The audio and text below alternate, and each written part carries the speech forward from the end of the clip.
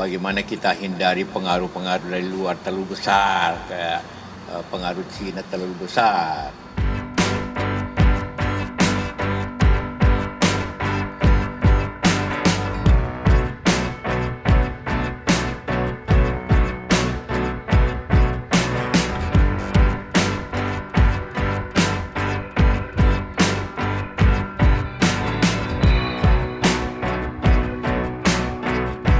Bicara kebangsaan, apa yang akan terjadi bangsa ini? Kalau kita tidak hati-hati, seperti semua ekonomi kita mengalami penurunan, bagaimana kita hindari pengaruh-pengaruh dari luar terlalu besar, kayak pengaruh Cina terlalu besar.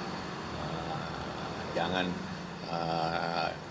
walaupun kita kasih begitu saja, contohnya bagaimana di mana-mana tempat kita sudah dikelilingi oleh situasi seperti itu, dan itu perjuangan dan itu akan ditangani oleh presiden yang akan datang.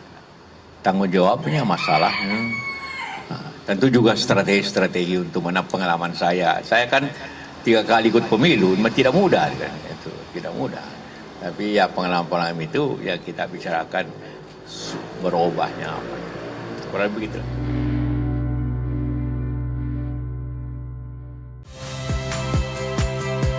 Saya Priska Clarissa. Saksikan program-program Kompas TV melalui siaran digital, pay TV, dan media streaming lainnya. Kompas TV, independen, terpercaya.